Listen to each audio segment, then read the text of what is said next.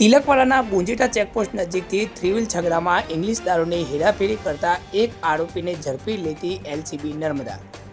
Police સૂત્રો પાસેથી મળતી માહિતી અનુસાર નર્મદા એલસીબી પોલીસ સ્ટાફના માણસો તિલકવાડા પોલીસ સ્ટેશન વિસ્તારમાં પેટ્રોલિંગમાં નીકળ્યા હતા। તે દરમિયાન તેઓને બાતમી મળેલ કે થ્રી વ્હીલ છકડો રિક્ષા નસવાડી તરફથી ઇંગ્લિશ દારૂ ભરીને બુંજીટા ચેકપોસ્ટ થઈને ડભોઈ તરફ જવાની છે।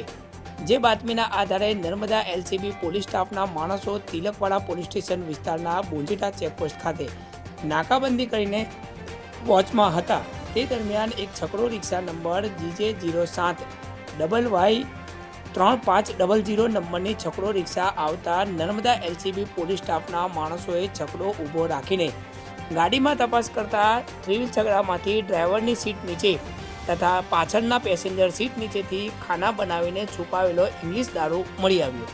નર્મદા એલસીબી પોલીસે થ્રી વ્હીલ છગડામાંથી ભારતીય બનાવટના ઇંગ્લિશ દારૂના કોટરિયા નંગ 878 કિંમત ₹1,67,576 તથા થ્રી વ્હીલ છગડો કિંમત ₹70,000 એક મોબાઈલ ફોન મળીને ₹2,39,000નો મુદ્દામાલ કબજે કરીને સદર ઝડપાયેલા આરોપી ફિરોઝભાઈ ઉસ્માનભાઈ વોરા રહે સામરખા ચોકડી આણંદ નાવને ઝડપી પાડીને આરોપીને તિલકવાડા પોલીસ મથકે લાવી આગળની કાર્યવાહી હાથ ધરવામાં આવી છે।